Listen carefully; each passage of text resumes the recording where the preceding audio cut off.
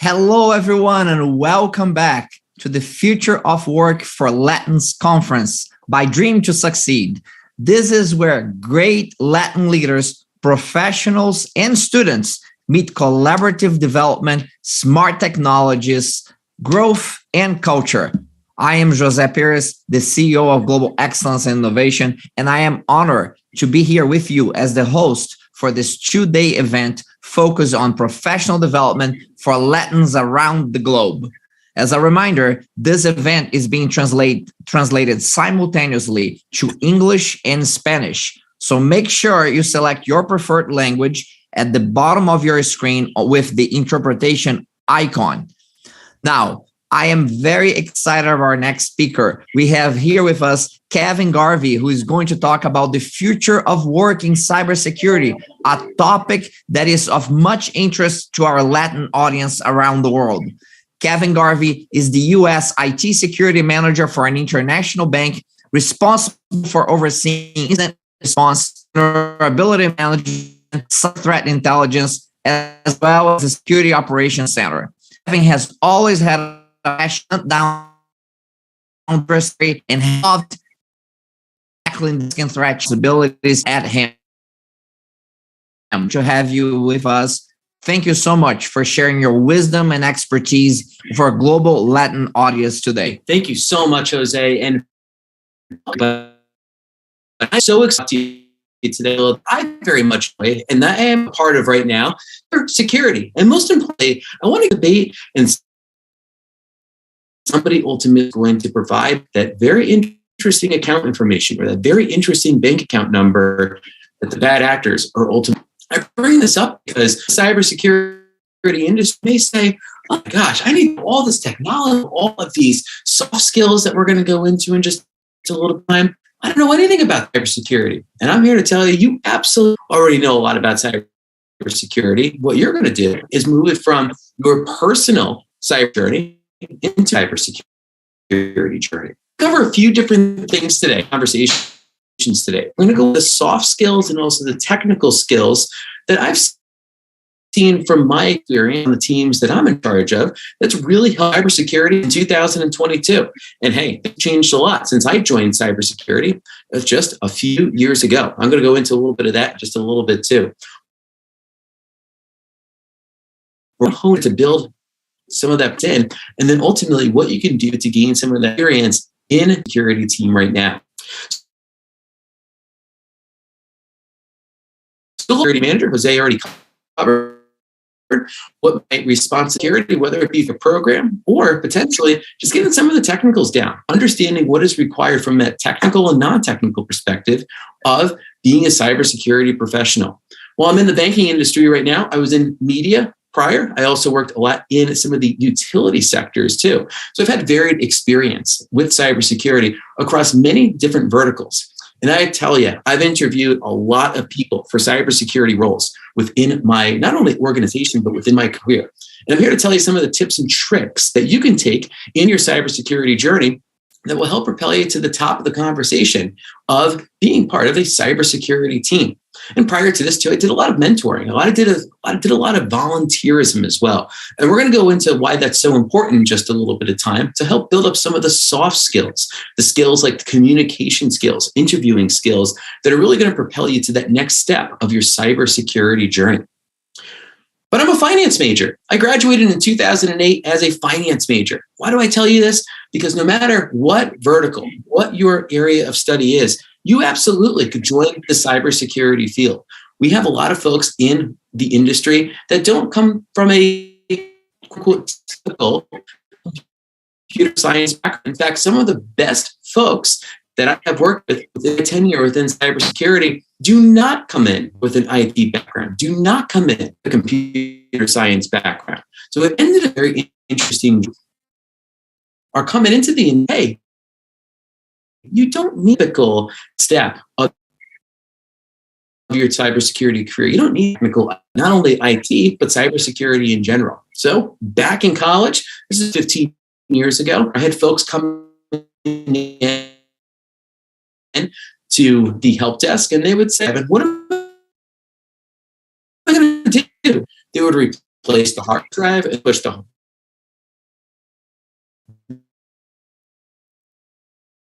the new hard drive back in, and to keep many of the folks a little bit closer to the help desk. I want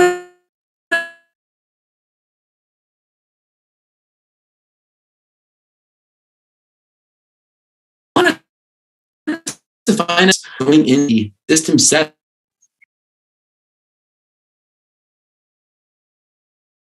The system made me think that I was a little bit inquisitive about what could potentially happen with a virus that's installed in a computer.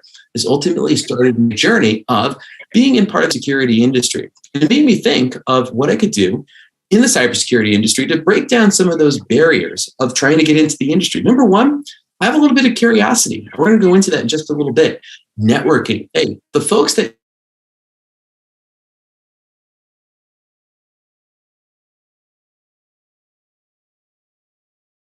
you work with in your organization, you're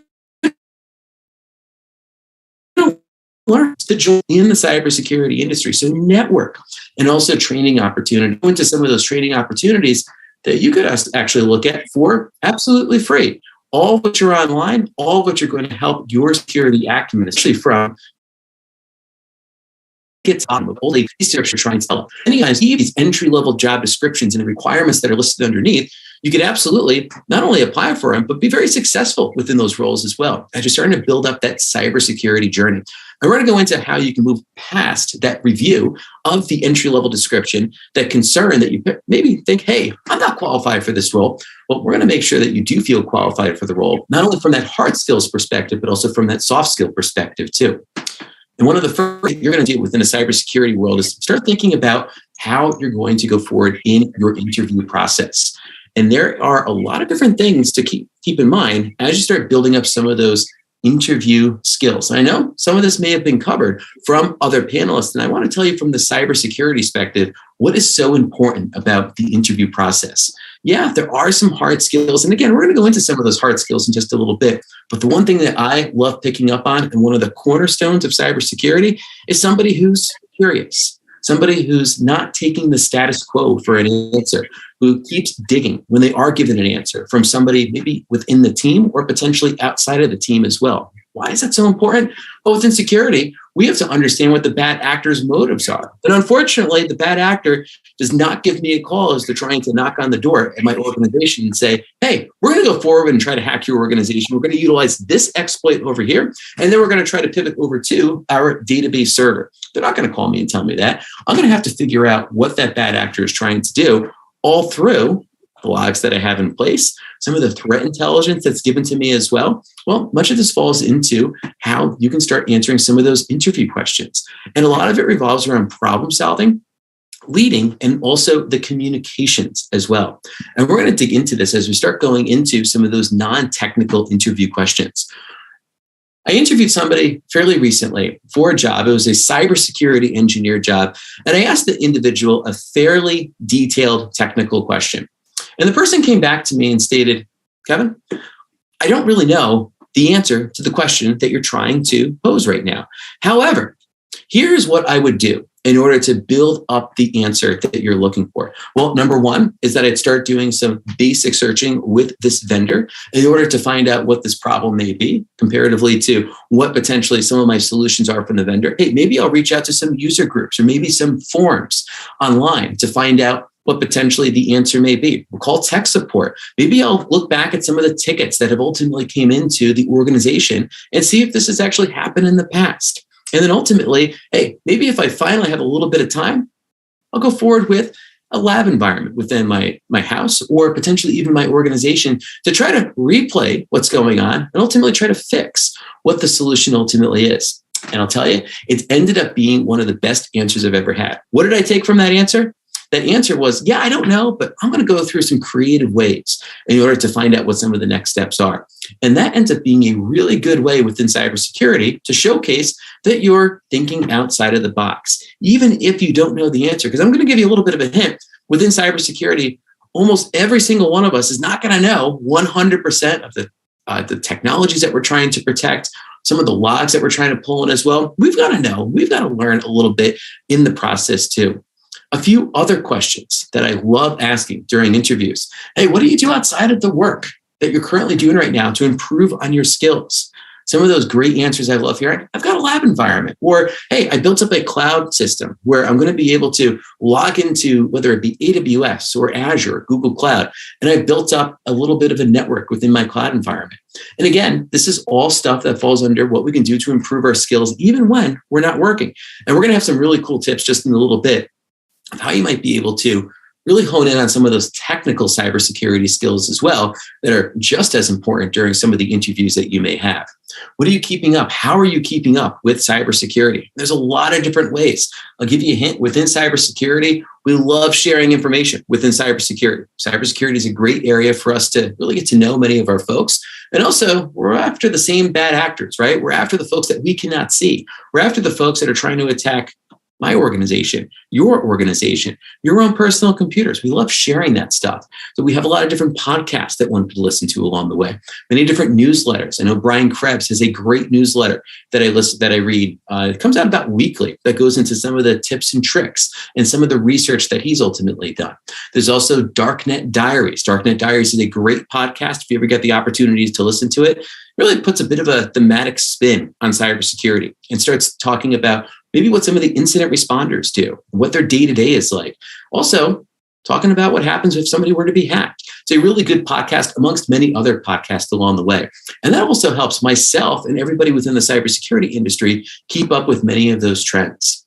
Now, on the bottom, you'll notice that I italicized talk about an interaction, describe a scenario. What is your favorite area of cybersecurity to follow? What I'm trying to get at is not just what exactly the answer is. I want to understand your thinking. I want to understand what you're ultimately going to bring in that creative thought process to an interview. So as you talk about that interaction with another team, and we're going to get to that slide in the next slide, you're going to talk to me about not only how you're able to diagnose the problem, but also lead and also communicate out what the problem is. So what you're hearing is, yeah, there's a ton of technical skills in cybersecurity, yet at the same time, those soft skills really make the cybersecurity practitioner totally successful within the cybersecurity realm.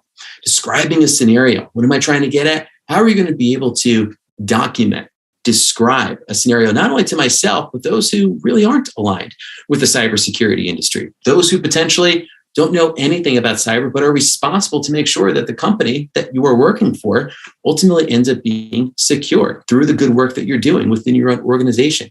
So I invite you, practice those open-ended questions. Practice many of those that you feel you may have a really strong answer for. You can practice it maybe on some mock interviews and reaching out to some folks who are in the cybersecurity industry. You can practice it on your own as well. Practice some of those great technical and non-technical questions that may come your way within a cybersecurity interview.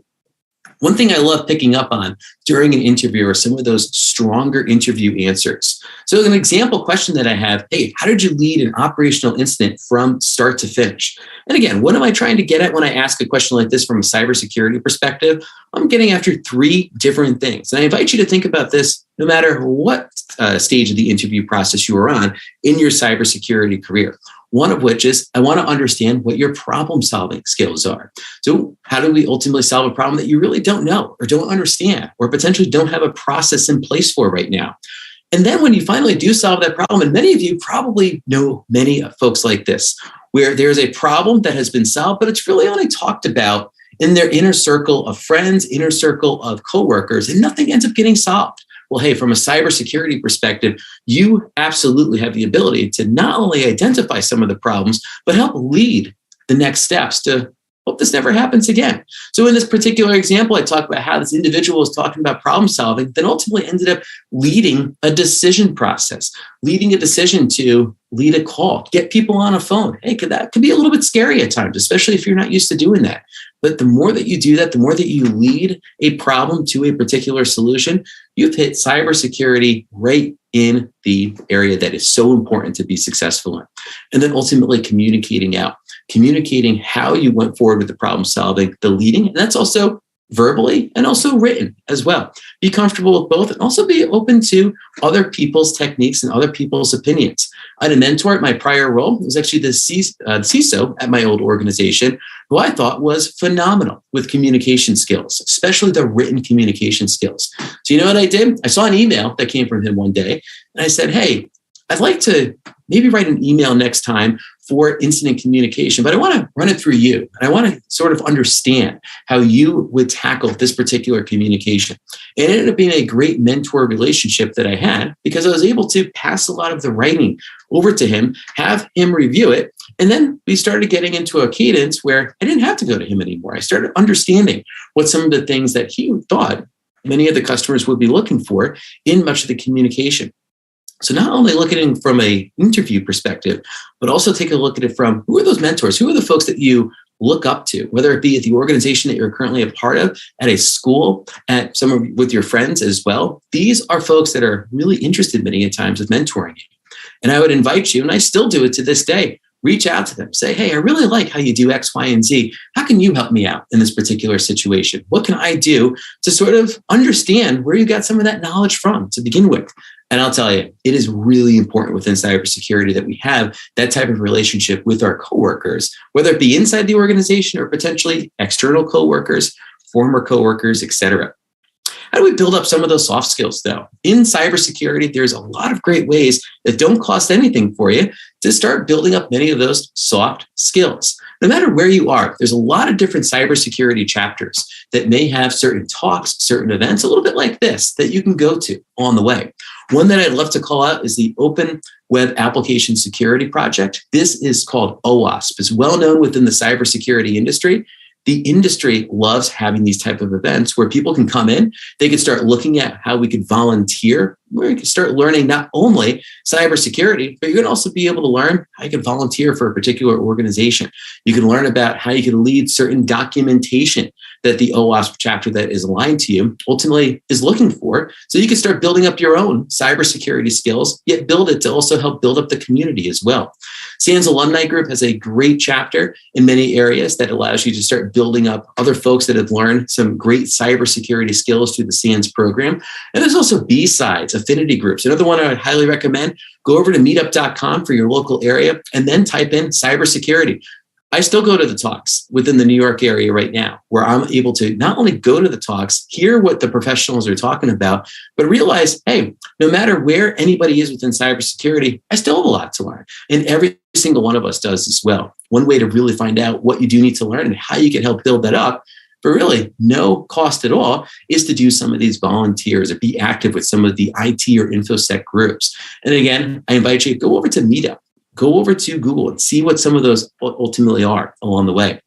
Hey, within cybersecurity, especially from my incident response days, when I had to not only look at a lot of the technical items that were so important for me to know and to understand, but also communicate a particular incident out, I needed to be a leader. And I needed to figure out how to get some of that experience of being a leader, whether it was part of my role or not. So one thing I ended up doing is I became a volunteer leader for a local nonprofit group within the local New York area. And when I did that, I very quickly figured out that, hey, I really enjoyed leadership, but I also saw that there were some things that I'm glad I was able to figure out when my paycheck wasn't dependent on it, such as, hey, dealing with problems with the group that I was with, my personnel problems. Somebody wanted to do something else at a volunteer organization compared to what I had ultimately assigned them to.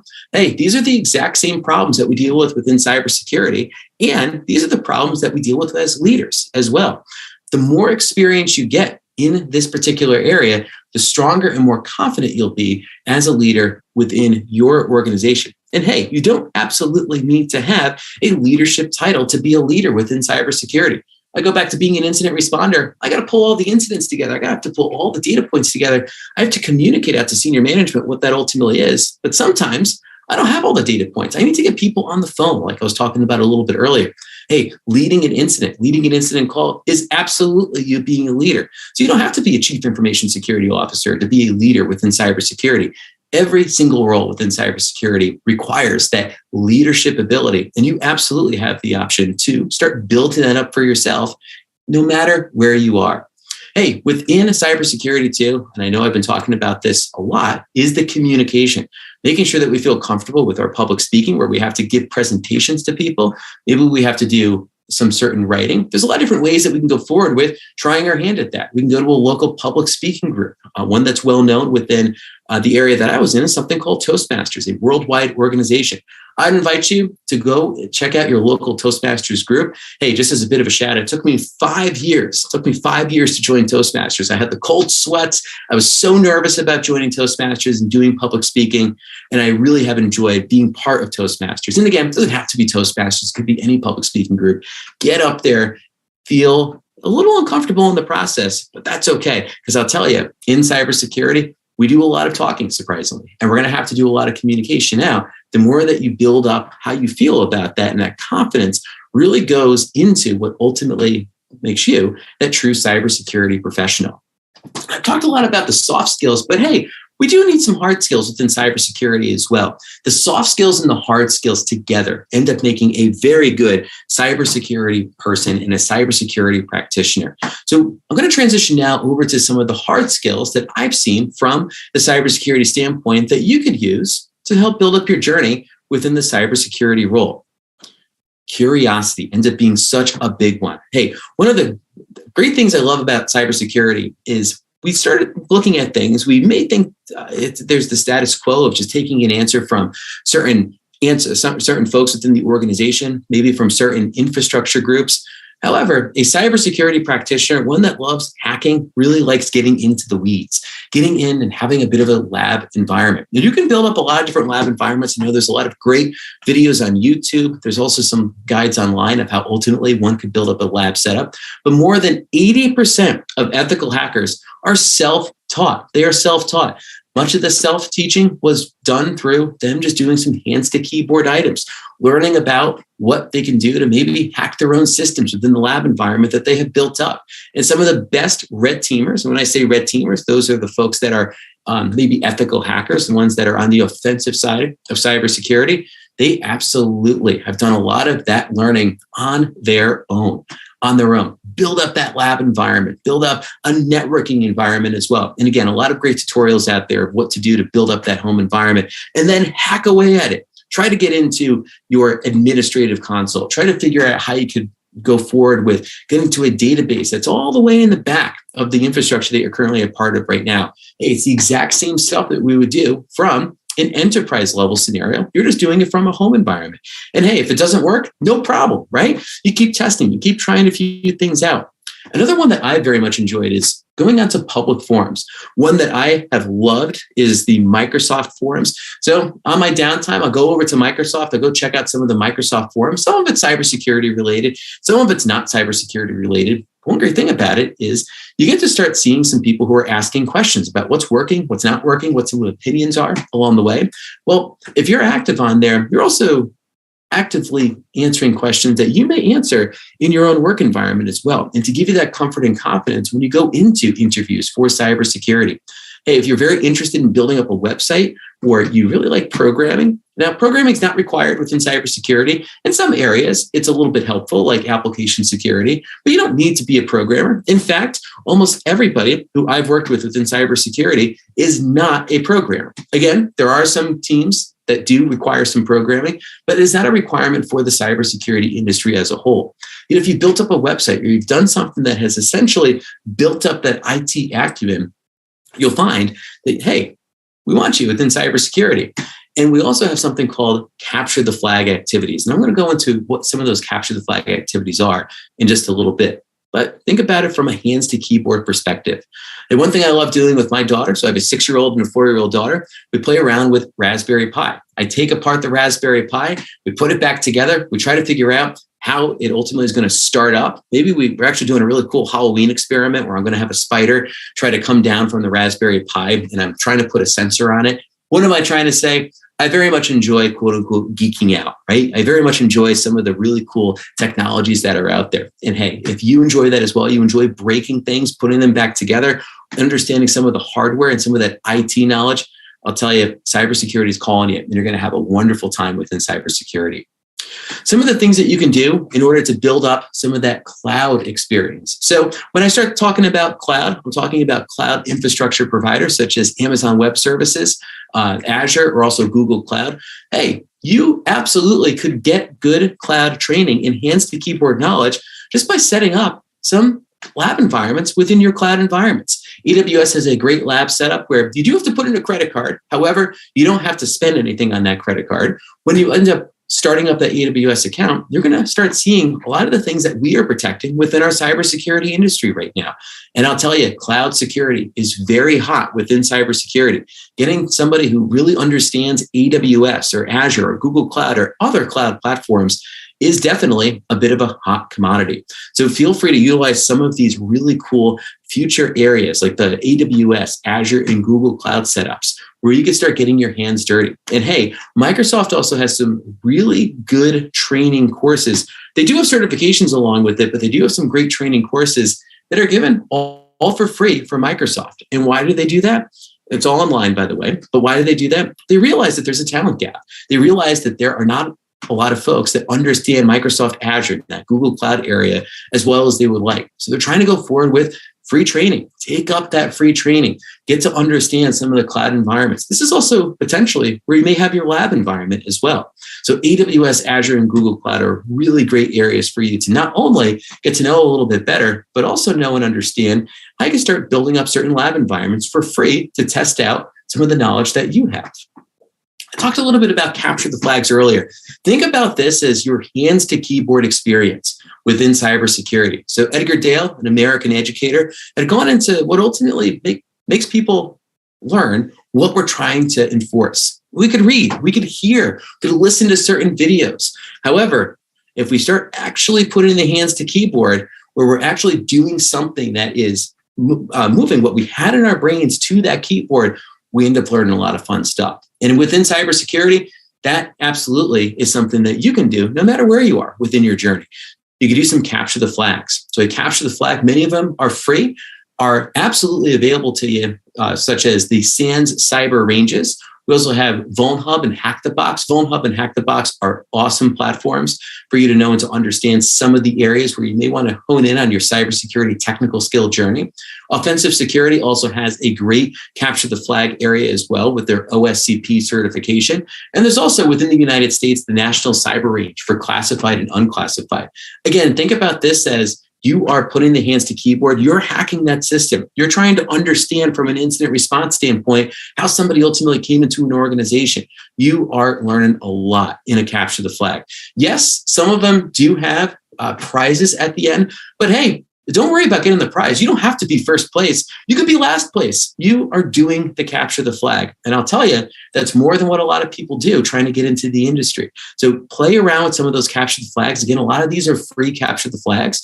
Hey, if you end up getting into a scenario where you're scratching your head and you're like, I don't know how to ultimately hack this box, some of the really cool and old or retired types of capture the flags are on YouTube. So you go on YouTube, get to see what the thematic was, and you might be able to parallel it over to the current capture the flag that you're a part of right now.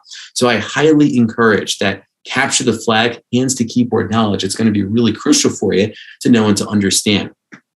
There are some good ways that you could move forward with some of your technical knowledge as well. I'll never forget when I was in the college where I was doing the help desk work, I ended up buying a coffee for somebody who was in the networking team. And I said, hey, I'd like to join you as you start upgrading your firewalls. I want to start joining you as you start moving in certain firewall rules into this firewall. I want to learn a little bit from you.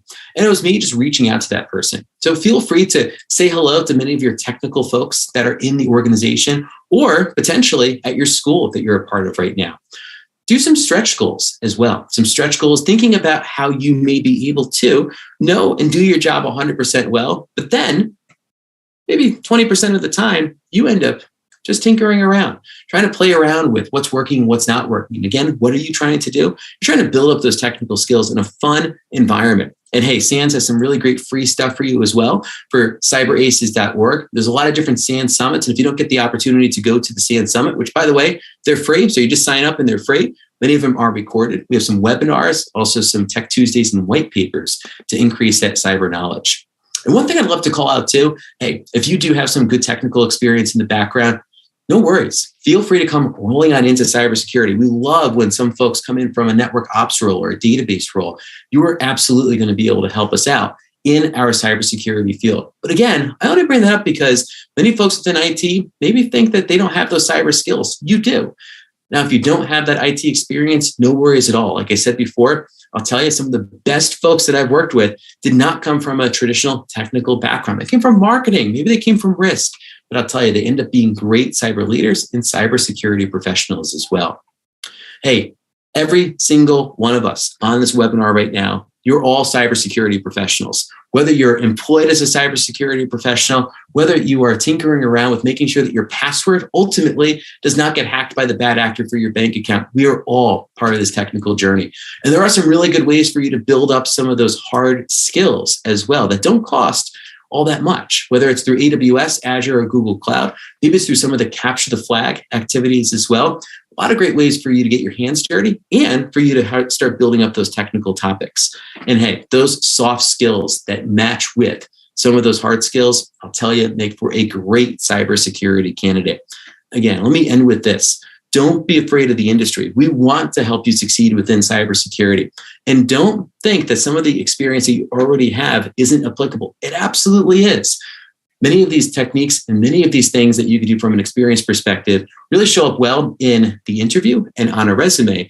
And I'll tell you, end up making for some great cybersecurity superstars that I know I'm going to ultimately meet over the next few weeks, months, and years for those who are on this webinar. So with that, hey, Jose, let me hand it back over to you. Kevin, fantastic presentation. I'm going to ask you to stop sharing your screen so that we can come back full on with our cameras. What a wonderful presentation talking about the industry, the skills that are necessary, hard and soft skills necessary to succeed in the industry.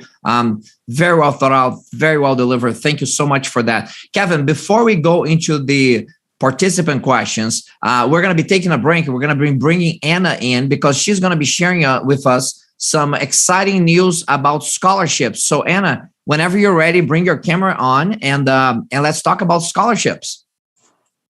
That's right, Jose. Thank you very much. And thank you, Kevin. So to continue with the theme of cybersecurity, and thanks to our SANS partnership, we have a special scholarship opportunity for all our members. So for this one, all you have to do is be on this call, listening to us through the Zoom forum. If you are on Facebook or if you are on, what is going on there? Okay, if you are listening to us from a different forum, make sure that you connect via Zoom for the next event. That way you can qualify to the scholarships. So for this scholarship, I'm going to ask our technical team to start sharing the poll. We're going to ask you to let us know if you want to participate on this session. This specific, where is it? Forgive me, audience. Okay, so this is 3 scholarships that we're going to be giving away for any member that is interested. There are a couple of conditions, so please remember this as you decide whether you want to be considered or not. You will have 1 year to complete the course. You cannot transfer it. And once you decide to start the course, you have 4 months to complete it. So if you are okay with these conditions, please go ahead and say yes on the poll so we can raffle these 3 group sessions that SANS has provided to our members. And Anna, just to make sure, I read here on the poll that's coming up to me that you have to be a resident of the United States, Australia, or Europe to qualify for this one?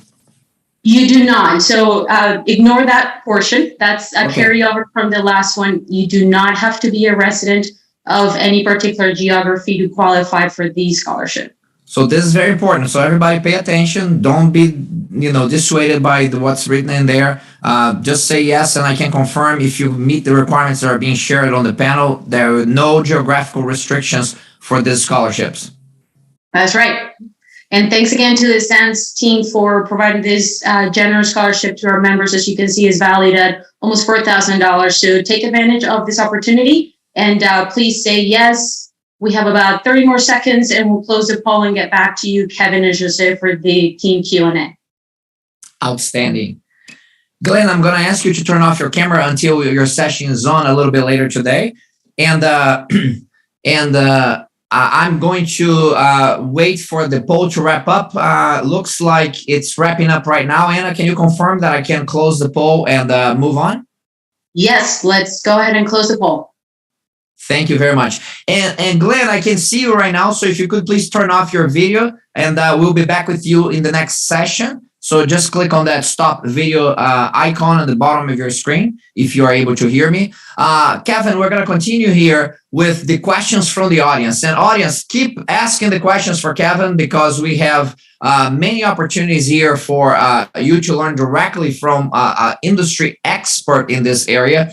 And Kevin, the first question is one related to, it comes from Mauricio Marin Mendoza. And Mauricio is asking, I'm a cybersecurity engineer who provides technical support for Fortinet NGFW product from FortiGate.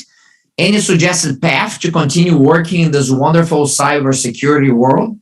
Oh, absolutely. Great question. And hey, it brings up, I'm sure, for the individual who had talked about that vulnerability that we've been talking about within Fortinet over the last few days. So thanks for all the help on that as well.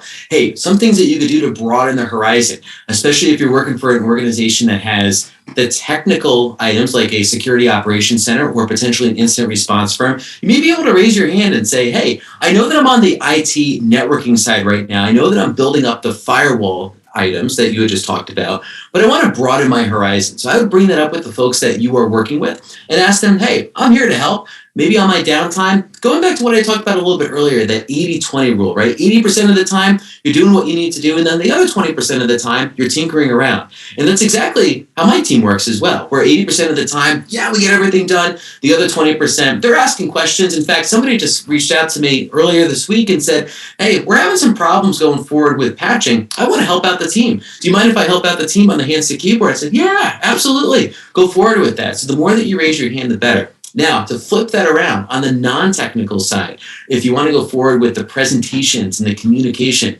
you most likely have, whether it be a CTO or a CISO, Chief Information Security Officer, they have to do a lot of presentations, whether it be to the board of directors, whether it be to senior management. Although sometimes that may be a little bit more awkward of a hand up, I'm willing to help you, you absolutely should do it. And many of times they're going to be very happy to bring you in and say, hey, maybe you just sit in with the presentation this time. Maybe you sit in the next time as well, just to see some of the questions going back and forth. What could come from that? Well, number one, you may be able to help out a little bit more in the future, maybe even present one day.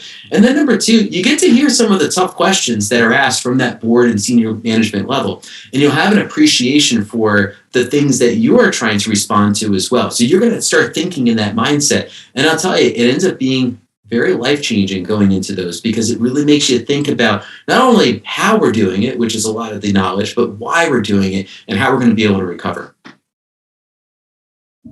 Outstanding, outstanding. I love your guidance on the 80-20, because that's, I can confirm, coming from other industries, that's makes a huge difference. Because believe it or not, especially when you are in an organization, the hardest challenge for innovation is actually not resources, money, and all of that. It's actually time. You don't have time to innovate. And as you said, having the discipline to step away from the whirlwind of your day job and say, I'm going to go innovate on that, as opposed to being productively busy inside of that whirlwind, it requires discipline. And I love the way you emphasize that, because that separates great enduring leaders and organizations from the rest. Wonderful piece of advice. Kevin, Andy Wilfredo Pavon Mondoy has a question here, which is a little bit of like, I think you may have mentioned this in passing, and I think I understand what you meant, but if you can expand a little bit. He said in Spanish, and I'll translate.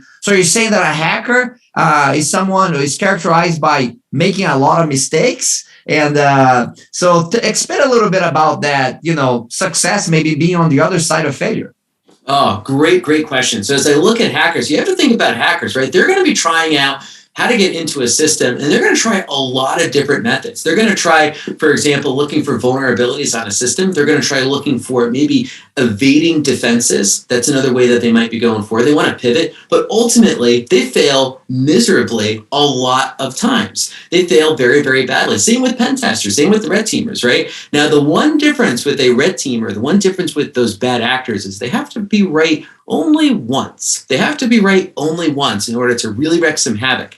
So it ends up being something that from the blue team or the defensive side perspective. So by the way, I talk about red team, those are the offensive folks, the ones who are doing the hacking. And then on the blue team, we're talking about defenders trying to defend the organization. So in the blue team, we have to be right 100% of the time. But the pen tester, the red teamer, only has to be right once or twice. And that ends up being, hackers, absolutely. They fail a lot, whether that be the bad actor or potentially the folks that we have within the organization. In fact, I knew somebody from my prior role who ultimately was trying to hack a website. This was an internal website. He was paid to hack this internal website. It took him 48 hours straight to even go forward with one exploit. That was 48 hours. So it takes a lot of work and a lot of effort to get past it. So yeah, absolutely. Embrace failure as part of the role, because it happens all the time within cybersecurity, almost by design.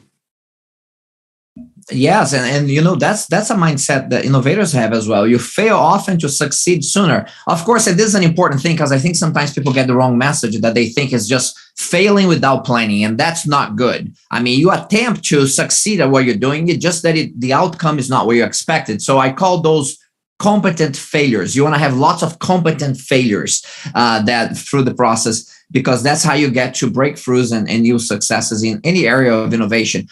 Kevin, tell us a little bit about, with the pandemic, so many organizations had transformed themselves. I mean, I work with hundreds of organizations that had like the digital transformation plan for their organization was a 5-year plan. And that 5-year plan kept rolling every year, basically, because nobody wanted to do anything.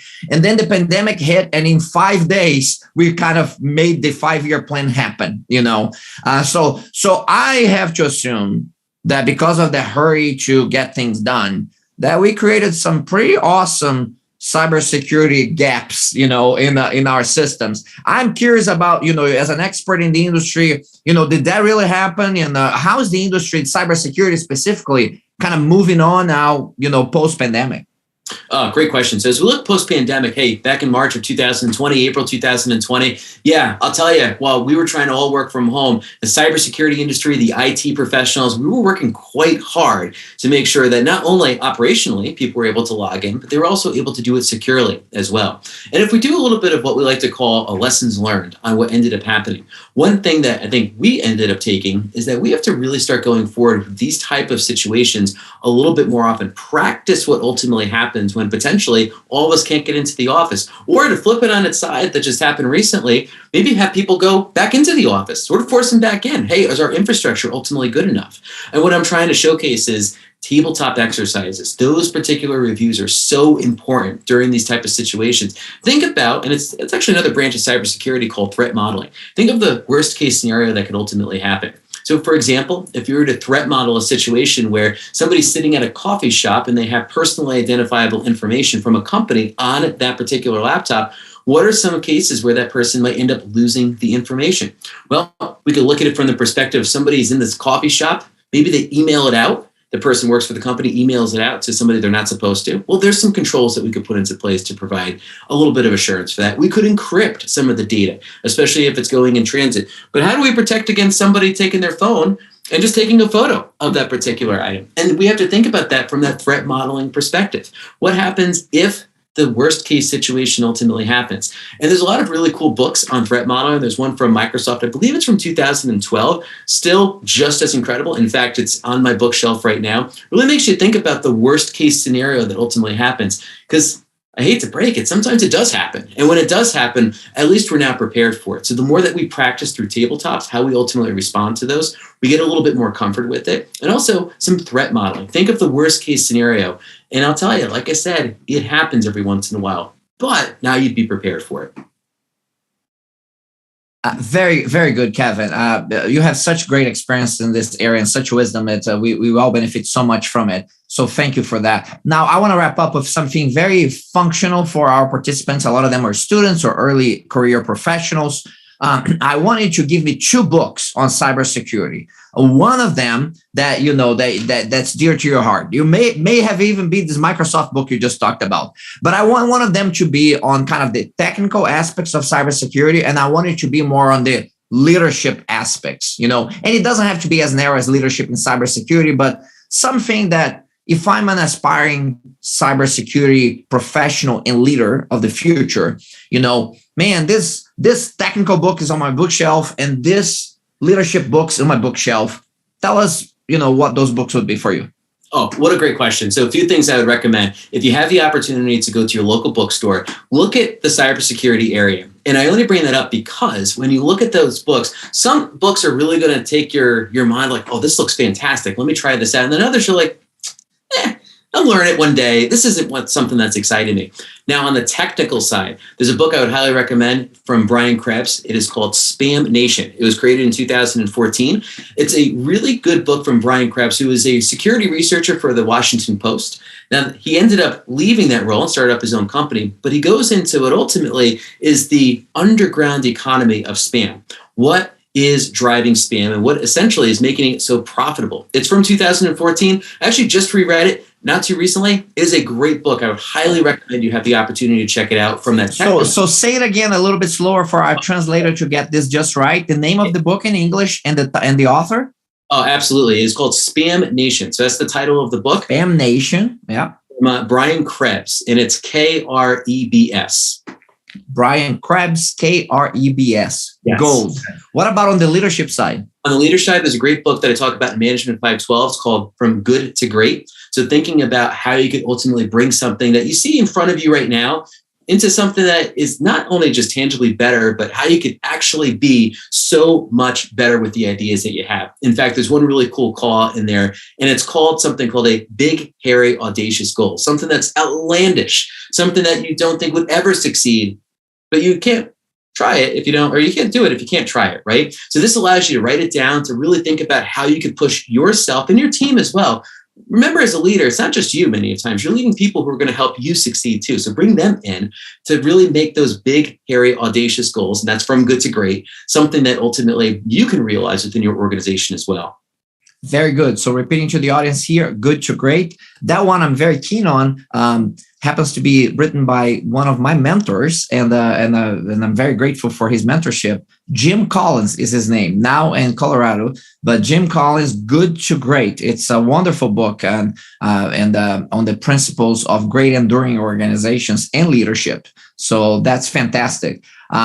Kevin, what a wonderful presentation. What a wonderful conversation. I mean, it's wonderful to be sharing the stage with a cross-industry leader of cybersecurity, an expert in the technical aspects and the leadership aspects of cybersecurity on behalf. Thank you so much for taking the time to be here with us. Absolutely. And I'll extend the invite. If anybody wants to reach out for LinkedIn, any questions, more than happy to answer what I can on LinkedIn. So feel free to reach out. And it's been a pleasure. Thank you so much. Thank you. Ladies and gentlemen, Kevin Garvey, leader of cross-industry leader of cybersecurity, sharing his wisdom and expertise with us. We are going to be taking a break now. During that break, go look up those books that Kevin talked about. Fill out the information related to the scholarships that if you are participating in that, send it to Anna and the team.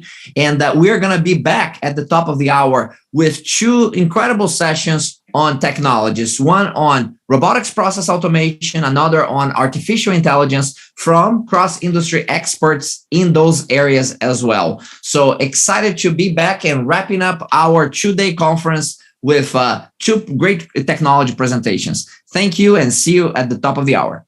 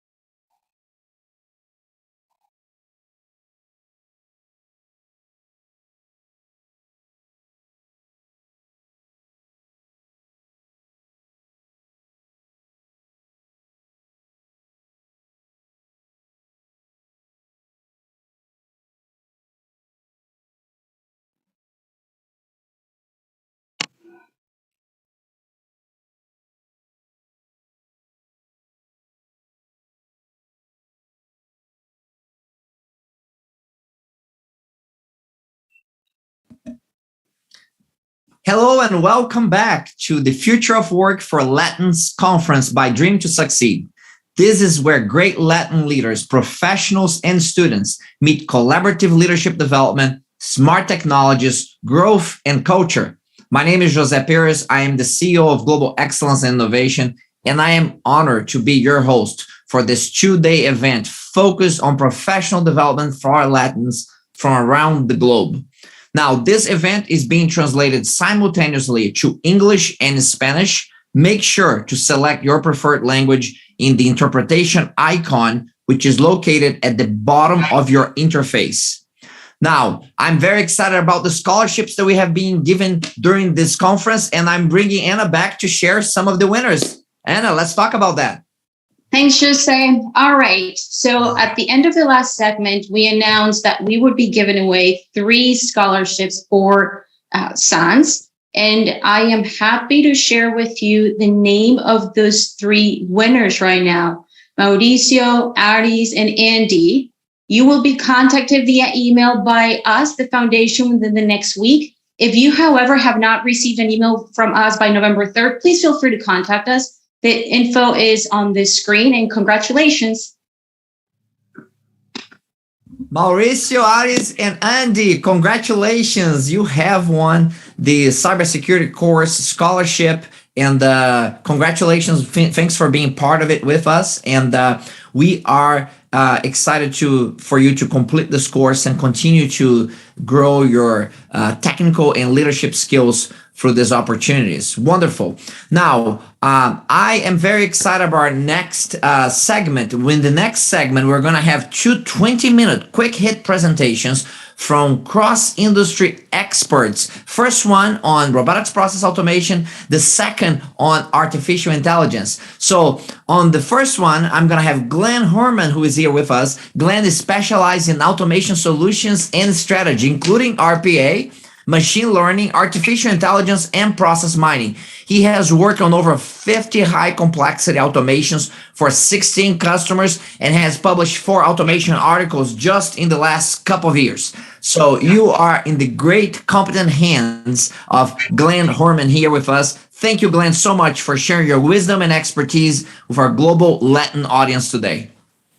Thank you, Jose. And I, like you, am honored to be presenting today in telling the great, exciting story of robotic process automation.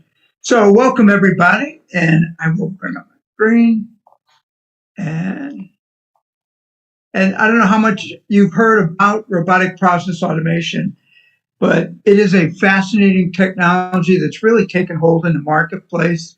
Jose already kind of gave the introduction for me. The important thing is, what I've learned doing all these automations for all these customers across all industries, I'm going to share all that with you today, the good and the bad, everything about it. So you really get a feel for robotic process automation, how it works, how it helps businesses. So first, I want to explain it. What is RPA, right? Then again, how does it help business? What business value does it bring? It's important to you in your careers as you enter the workforce. And then, why is RPA important to you specifically? It happens to be a very good time for you to be involved in this kind of technology, almost like a perfect storm, and we'll cover more on that later. And then, getting to the very end of this, I want to explain to you how you can actually build an RPA automation, regardless of your background, regardless of your skill set or what you're experienced in. So, first, what is RPA? Okay, so it's, as you can see, it's a software technology. The gentleman that coined the term robotic process automation, he kind of regrets using the term robotic because that kind of spooks people, think, oh, I'm going to lose my job to a robot, which is not true. Couldn't be further from the truth. So it's a software technology that you can see on the screen. It can build, deploy, manage software robots to emulate human actions interacting with digital systems and software. Well, what does that mean? What it really means is the software robot can log into any application. Doesn't matter if it's ERP, CRM, human capital management, anything like that, A software robot can actually log in and do work in there. It can create reports. It can do all sorts of things, emulating a human being. Same thing a human being would do on their laptop or desktop. So just like people, software robots can understand what's on the screen. The RPA has computer vision and the capability to use OCR, optical character recognition, so it can actually see just like you do when you're looking at the screen. It can enter the right keystrokes because you programmed that, right, according to business rules or what you want to accomplish with this particular automation. It can navigate in and out of different systems, all in one big workflow, which is really powerful. It can identify data and extract it, which is also very helpful when you're processing a certain transaction. And it can do all sorts of other defined actions, okay? So it types 3 to 4 times faster than a human being does. So it's actually more productive than a human being in a certain way when it comes to performing transactions. It can run on demand or on a scheduled basis. It has all sorts of capabilities like that, just like a human being, okay? So how does all that help business? Well, the fact that it can emulate what a human being does on a computer, if you have a human being doing a high volume, manly intensive task, that lands right in the sweet spot of RPA. And you could have the robot do that, and you free that person that was doing it up to do more higher value tasks, innovative things. So the software robot can also enter transactions in any system you have. You give the software robot a fully functional email address so it can send and receive emails. It can log into portals, like for instance, the Amazon portal or any portal you might have that you're doing business with. It can create reports, not just create reports, but modify existing reports, delete them, consolidate them, copy them over to a file folder on your network, and it can call APIs. If you technical people are familiar with APIs, you can accomplish RPA automations 2 different ways by having the software robot log into a user interface and enter, for example, an accounts payable invoice, or if the software has APIs, you can call the APIs and download and upload data that way. So that's how RPA helps business. And as you can see, some surveys have proven out that this technology is really mature and really accomplishes a lot that an organization needs today, right? For example, you've heard the phrase digital transformation. RPA is definitely a substantial part of your digital transformation, right? Because what you've done is you've got your human workforce, you've had that all along, but now you have your digital workforce, right? The higher accuracy, the software robot doesn't make the typos like you might make. It doesn't get interrupted by the phone or somebody walking in your office. Okay, so it actually reduces the amount of typos, data entry errors, and all that, which again makes the whole process more streamlined and cleaner. Compliance, very important today. Compliance gets more important each year. I just came back from Saudi Arabia, and they have very strict compliance regulations. Everyone doing business there has to have a cybersecurity compliance certificate.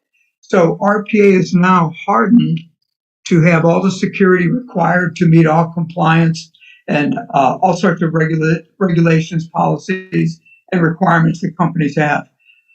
Boosting the productivity. So these are all results from a survey, but we've seen it from the 16 different customers that I have worked with. Okay, the human worker, actually becomes more productive because it's having the robot doing these manually intensive tasks that really can be programmed in and done automatically.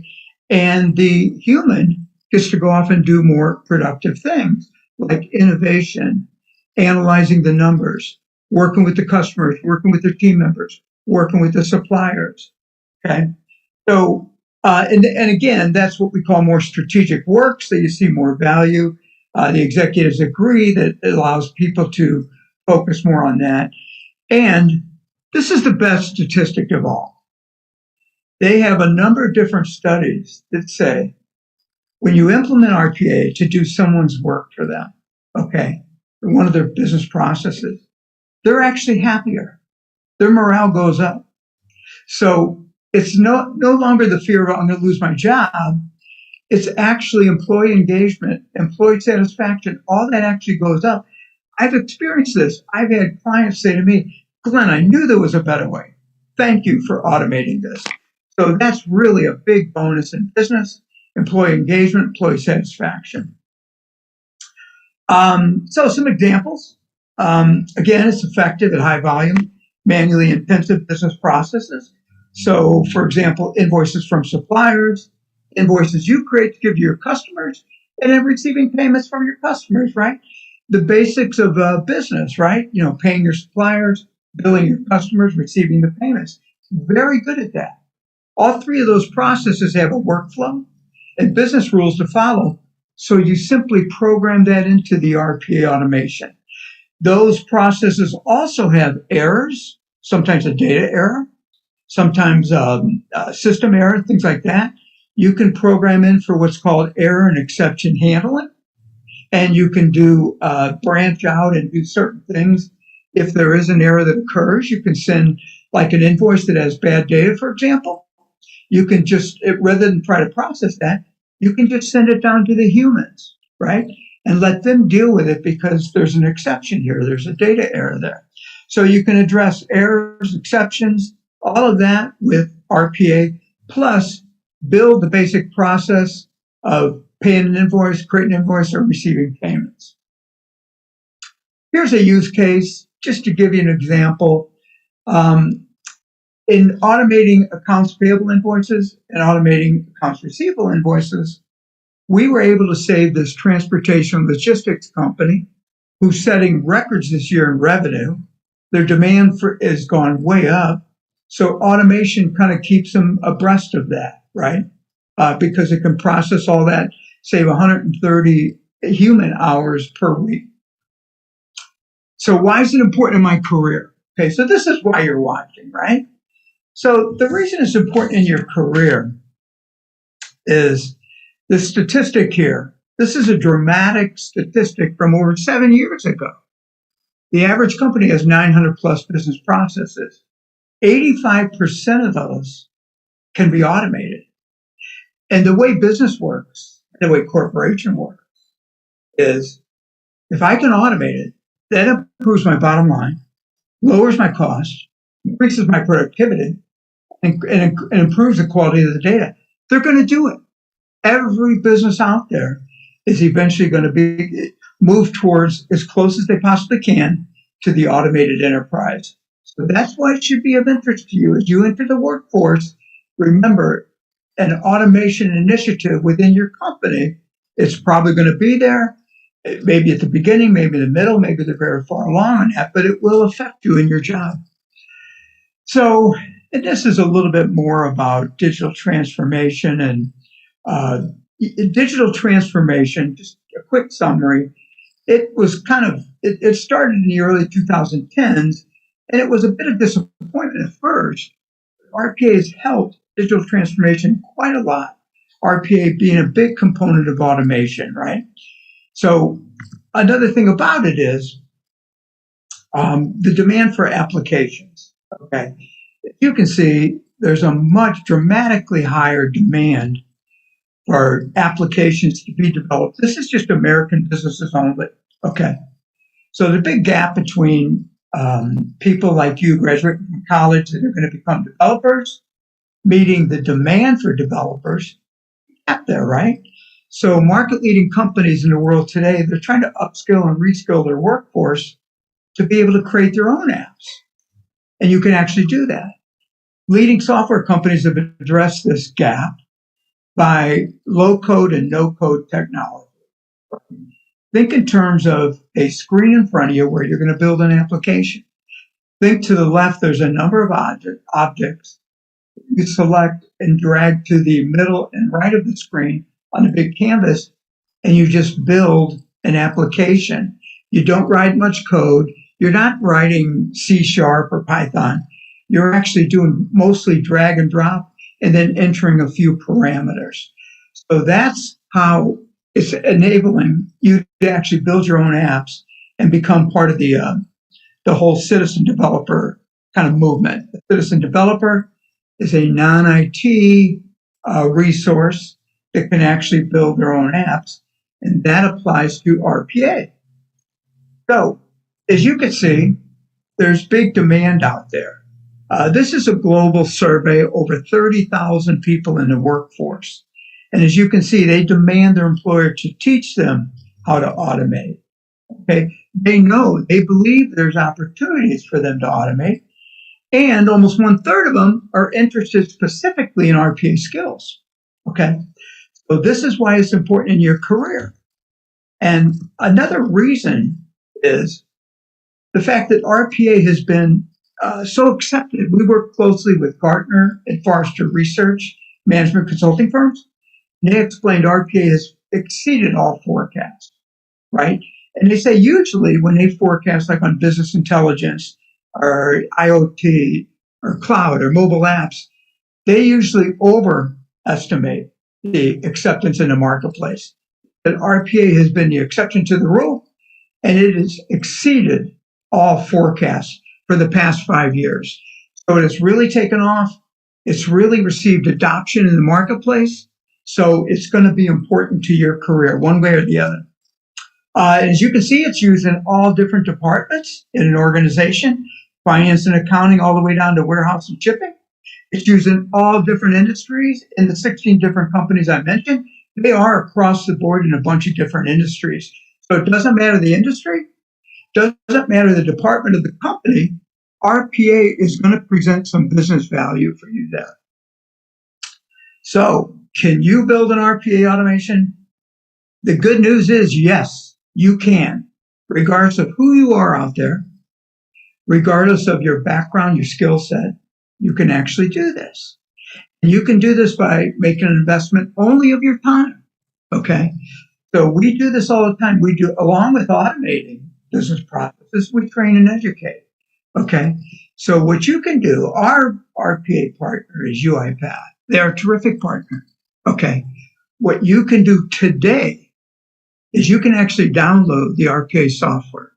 They have what's called a community edition, so you can download it for free and start using this without spending any money, okay? There's a link for you. Go to uipath.com, try it for free, okay? Don't be afraid of it. You'll actually be able to do a lot of work, and you can have a lot of resources to help you build an automation. So UiPath also has what they refer to as the UiPath Academy. This academy has a really complete, broad curriculum of how to build RPA, architecture, foundation, all sorts of other automation products that they have. So you can actually register in UiPath Academy without spending any money. And there's 12 different courses just on building an RPA. So you can actually learn on a self-paced way in the UiPath Academy. And so here's a look at, they have two different products for building an automation. The IT developers, the one that really have an IT background or would normally program apps, they have a software designer kit called Studio. And as you can see, Studio, the drag and drop still applies. To the left, you see all kinds of what they call activities, libraries, templates, and you use those. So that's a bunch of pre-built code. You bring it into the canvas in the middle, and then you start adding your specific parameters for your specific automation. Now, for the non-IT users, they have a slightly different product called Studio X. Same concept. They have a bunch of activities, templates, libraries to the left. You just drag those across to the middle and enter some parameters, and you're off and running. We've taught non-IT users how to build an automation in 1 hour, and you can do the same thing. And I believe I'm coming up on time, so thank you for listening. I truly hope you get involved in robotic process automation because it's going to be around for a long, long time. Fantastic presentation, Glenn. Right on time and right on point because you covered the such important aspects of what it is and how we can get engaged and learn, and really even some resources for folks to develop their skills independently. Well, I'm going to be taking a break here. I'm going to bring Anna back. Anna, come back and share some good news with us. Absolutely, Jose. So for our audience, we have one more scholarship to raffle during today's event. And this is thanks to the partnership of UiPath and Dream to Succeed. We are going to be able to give away 5 scholarships for an RPA course by UiPath. You're going to have 6 weeks of online training. You're going to have to take an exam at the end to make sure that you earn your certificate. So if you're willing to make that commitment, let's launch the poll. That way you can let us know you're interested in winning this scholarship. So let's give it a minute to bring the poll on the screen. This is available to anybody in the audience. You don't have to be in any particular geography. All you have to do is be willing to complete the course. This is a big investment by our partners in the foundation so that we can bring this to you, whatever you are. So thanks again to UiPath and Dream to Succeed. And let's give it 30 more seconds to vote, and we can take this off the screen, and we'll come back at the end of this segment with the results of the 5 winners for this scholarship. All right, let's close the poll. Thanks, Jose. Thank you very much, Anna. Thank you very much to the team for making it available. And thank you for our sponsors, UiPath and Dream to Succeed, for, again, providing these resources and scholarships to Latin students, professionals, and leaders around the world. So very, very exciting. Thank you so much for the entire team and organizations behind this and making this possible and accessible to so many. Now, we are going to go into another exciting topic related to exponential technologies, and that has to do with machine learning and artificial intelligence. Machine learning, past, present, and future, to be presented by Charlie Berger. Charlie has been in the machine learning advanced analytics business for 35 years, even though he just turned 40 last week. And the last 25, he has been at Oracle Corporation, where he was Senior Director of Product Management for Oracle Machine Learning. He's also the co-founder of the Analytics and Data Oracle user community. Charlie, what a pleasure and what a privilege for all of us to learn from an industry expert, tremendous wisdom, experience, and expertise in this area. Thanks for sharing your wisdom with our global audience today. Thank you. Thank you for having me. So today I'd like to talk about that topic, machine learning, past, present, and a little bit on the future. Hi, as I was introduced, my name is Charlie Berger. I currently am doing consulting as Charlie Data Mine, but mostly for the past 25 years, I was the Senior Director of Product Management at Oracle Machine Learning. At Oracle doing the machine learning, and prior to that I did about 10 years doing data analysis at another company, and prior to that I did expert systems and a number of things. But so what I wanted to talk today about was some of my experiences, some of what I'd call the overhype of machine learning and AI. I always kind of cringe when people call it AI. I think we're getting there, but it'll be a while. And I want to talk a little bit about some lessons learned and kind of some of the things I wish I knew when I started out in the business. So with that, I'm going to share my screen here and go right there, share, and okay, hopefully you can see that. So that's my intro. That's what I'll be talking about, and I'll try and do this very, very quickly. So, and if you need to reach out to me or want to reach out to me, I'm happy to take any questions or try to help out in any way. There's some of the ways to reach me. So machine learning, what is it? It gets oversold quite a bit. If you read any articles or Google feeds or whatever, there's always about this new greatest breakthrough of something, and it's fascinating stuff. But what is it briefly, and why is it always sort of just out of reach? It's just we're not quite there yet. So I'm going to cover some of these different topics, and I want to go back a little ways in history. So the term machine learning was actually coined in 1959 by some guys at IBM. And since that time, AI and machine learning are often cited as the single most promising technology in the future. Ouch, that's setting up the pretty big expectations.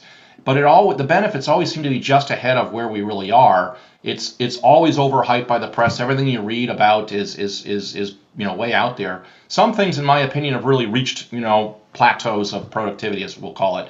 Amazon's recommendation engine, Google search, and things like that. So as I go through this, I'll show some history lines. My name will not appear in those history lines. I didn't invent any special algorithm, but borrowing generously from a great play. I may not be one of the lead characters, but I was, as they say, in the room where it happened. And so I'll say maybe I was one of the guys during this whole industry as it kind of started out and continues to hurtle forward.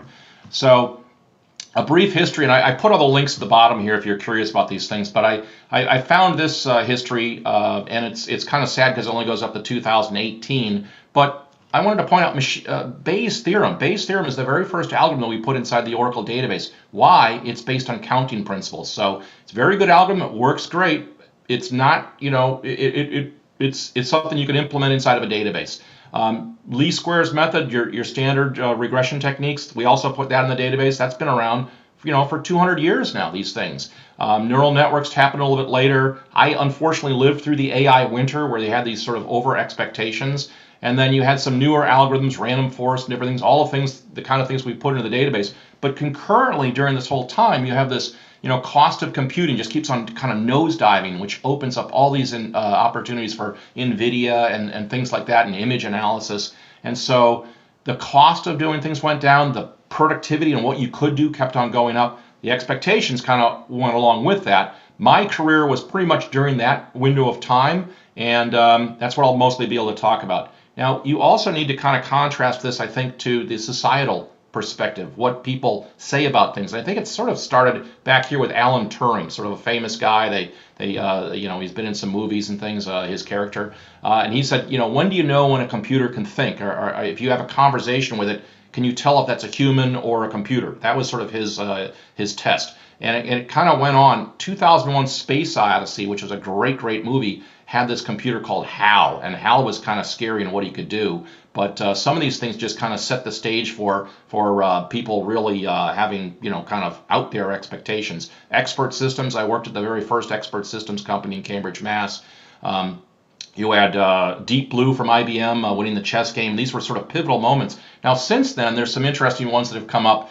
This one, Higher View, it really uses vision analysis, if you will, to determine, in that interview, are you likely, accurate in what you're saying about your years of job experience and so on. So that's really pretty, I think, cutting edge application of machine learning. And this latest one cracks me up because they do a lot of interviews. They create a large language corpus of interviews with people that's all digitized. They use a large language learning model, and they'll actually be able to. You can have conversations with the person long after they've gone. So a very specialty kind of application. But so that's where I started out, and I started out with probably in the first expert systems company, and then went forward. A little bit of background on some of my experience overlaying with this. Machine learning can be used in a variety of different use cases. Probably telco churn was the very first one, trying to predict the value, predict who's going to leave, because it costs you 7 times as much to replace a customer in that field than just keep an existing one. So you wanted to predict that in advance. I've worked and had some experience, hands-on keyboard, or worked with customers and done different things in those ones. Similarly, in these different domains I've had, it's kind of scary sometimes, the range of things I've kind of been involved with, but a number of different things. And after a while, you do start to see patterns in things. I remember customers saying, I'm in field foo. Could machine learning possibly help in field foo? And the answer was, of course it can, right? It's just data. It's just inputs and outputs. And if you formulate the problem the right way, gather the right data, any algorithm, all the way back to the 1670s with Lord Bayes, is going to be able to go through and find those patterns. So a lot of it's the onus on the person to set up the problem and gather the appropriate data to solve that problem. So the near future, as it's outlined in this book I'm going to recommend, is in the next, say, 3 to 5 years. And I think this is even more quickly approaching. But there's a lot of digital exhaust that everybody puts out there. Whether you're clicking on a Facebook post, or you're tweeting something, or your medical records, everything is digitized these days. And there's really the datafication of everything. So everything's in a database. Maybe it was an Oracle database, right? And then now you add machine learning, which we embedded inside the Oracle database. So now with just simple query or a GUI or a click or an automated job of any kind, you can use classification, clustering, market basket analysis, all these different sort of techniques to find patterns and to put that raw data into actionable insights. And so towards this kind of concept is a great book I want to recommend. It's been out now 5, 6, 7 years, I'm sure at least, but by Patrick Tucker. It's one of my favorite reads. I recommend that to anybody that's sort of new in this, and I recommend it to you guys too. It's just a fun read, and he paints a great picture of where things are going. But back to this overhype. There's been this hype, really overhype of machine learning. Started with Elon Musk. One of the ones was Elon Musk. And I agree with him. Google DeepMind is kind of scary where this whole stuff is going. And if you look further, a number of different people are making very bold claims. Ray Kurzweil up in the upper right. Human levels will be matched by AI in 2029. That's 7 years from now. I think some of these things are perhaps almost true. But there's a lot of bold and somewhat scary statements out there. I want to tie that into Gartner's, one of my favorite contributions from dealing with Gartner and Forrester and all these different industry analysts over the years. But Gartner had this nice peak of this nice hype curve. You see the peak of inflated expectations, and then you have this trough of disillusionment as the new technology fails to deliver. Now, unfortunately, during my career, I've spent a lot of time on the peak of inflated expectations. And with my 25 years at Oracle, I think I finally sort of was able to get all the way out to the plateau of productivity. But in 2016, machine learning, while I was actively working full time, it's at the peak of hype, and then shortly thereafter, it's way down a lot lower. Now, over the years, I sped ahead a little bit here. You have in-database analytics over here, which is kind of what we did, predictive analytics, machine learning operations still up in the peak of expectations, so on. But it's kind of interesting how these technologies come along, and AI and machine learning have always been, suffered from the overinflated expectations over all these years. I want to contrast or overlay with this something called the crossing the chasm curve from a guy named Jeffrey Moore, and he points to this early sort of hype of things, and then you hit this sort of trough. I'll come back to this. At Oracle, one of the things we tried to do was to try and move the algorithms inside the database. So what you see on the far right is Bayes' theorems, right? It's just counting principles. Anybody can count. Databases can do that too. We moved that algorithm into the database over the many years. All of our developers, not me, but the developers would write in algorithms into the code of the kernel of the database. So now these were SQL functions. They could be accessed via Python APIs, R APIs, and so on. But we added quite a few different algorithms. I think it's over 35 now. And you started to think about, is it really a thinking database? Can it really do more than just store data? Yeah, it can do a lot of things these days. And so the list of algorithms that we supported at Oracle are the following. XGBoost was one of the last ones that we put in while I was working there. I think the list is still accurate now. But quite a range of techniques, including all the way down to basic statistical functions. And these happen to all be actually free features in the database, which opens up a nice opportunity for you when I start talking about the ways to freely get into this kind of field. At the bottom, at the end of the day, if you will, they were all just APIs. And if you knew SQL, we just exposed those functions as SQL APIs. We also then wrapped that function to R and Python so you could use the other languages. And so with this, as we continued forward to striving to make machine learning and AI easier and easier, we had this whole crisp DM methodology, which were the steps you go through to solve a problem. And the ones I've already dimmed are the things that we tried to do a good job to automate. We tried to automate these things, but yet it still was not that straightforward. We put together a user interface. It's sort of a drag and drop API. We had different other user interfaces, but this was probably the most popular one. You can just kind of drag and drop these steps, and you can just use this stuff for free if you just go up to the Oracle website. And each of these nodes, we spent a lot of time designing these nodes, trying to simplify the problem of machine learning. So automatic data preparation, automatic feature selection, automatic model comparison, and so each of these different major steps had a node that was associated with that seemed to me at least pretty easy, right? It's pretty easy to go through this whole thing. Yet it was not, always uptaken to the potential that we always thought it could be. We then came out with Zeppelin notebooks up on the web. And again, we put out a lot of example notebooks, and each of those notebooks looked something like this. A little bit of code, a little bit of graph. You can deploy them, and we had a lot of examples that would do all this, multi-model comparisons, pick the best model. You could then deploy it with a REST API and so on. We then came out with something called Oracle Machine Learning Auto ML user interface. So Auto ML is going to do even more automation. You create an experiment, you select a target field, you basically press go, and it goes off and does a lot of math for you. And at the end, you have these predictive models that are all just running inside the database, and you can score models, you can deploy the models. It seems really increasingly easy over time, I think.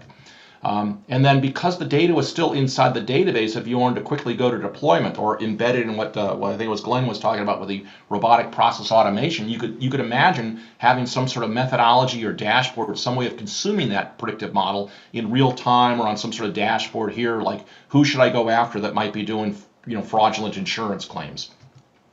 And we also tried to make it easy by allowing you to register the models in the database and use a BI application. Here we show Oracle Analytics.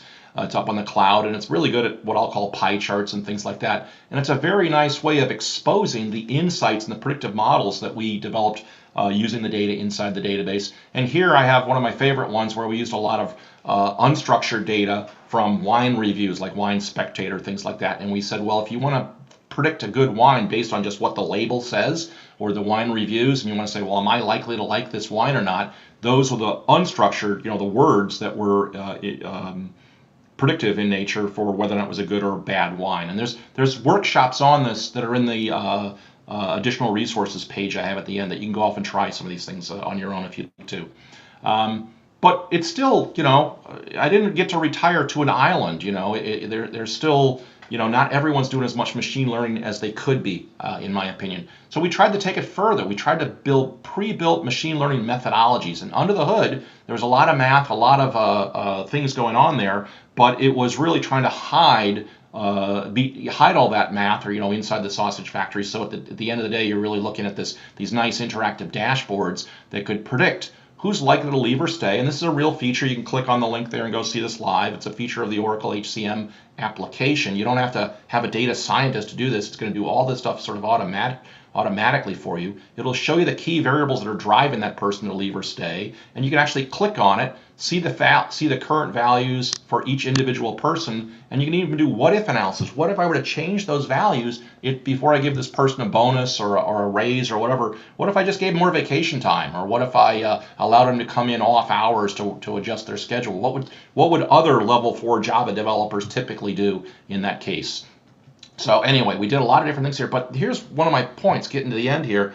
It wasn't so much which algorithm that we used, it was the input data. And the ones I've highlighted in red are those variables that I think are most unique and like, oh, I didn't think about that. And with your domain experience, knowing about a particular field, whether or not it's HCM, CRM, fishing, forestry, biology, whatever it is, knowing that data and the meaning of that data and what data you really want to assemble is more powerful than sort of the data scientist holding an algorithm. So you really need the fusion of several different skill sets, but this is what I think is one of the absolutely most important skill sets. So what's the big problem with AI or ML? Why are all these projects over the years, there's a famous statement, 87% of data science projects fail to go into production. Why are they all failing? Well, I think a lot of it's this over-anticipated sort of, AI or ML is magic performed by unicorn data scientists. It's just too complex, right? Model build is hard enough, and then model deploy is even harder. And what we tried to do at Oracle was to simplify the model build and then model deploy, where it was all just part of the same data repository, right? We had this mantra, move the algorithms to the data. You also have the separation of multiple stakeholders, data scientists, domain experts, management, IT for deployment, and so on. So, kind of wrapping all this up for those in this conference, would data science and machine learning be a good career path? And I would say, well, before we answer that, let's think about this, because you have the peak of expectations and you have this chasm, right? How do you get through all this? And the key is, I think, it's the key to having a good career, a good success. You need to have the math and statistic knowledge. You probably have to go off to college. I heard one of the other speakers saying, well, anybody can do this. I think with data science, you need to learn some math and data science. You need to know the difference. I would say that you need to know that what the data is. You need to know some statistics, some math. It helps, right? You need to know some data and technical skills. You're like, I don't care what day your birthday is. I care if I can take that field and compute your age, and maybe compute your age and say, well, are you old enough to drink alcohol? Are you old enough to vote? Or what's the ratio of your age to the rest of the people in your department? Things like that.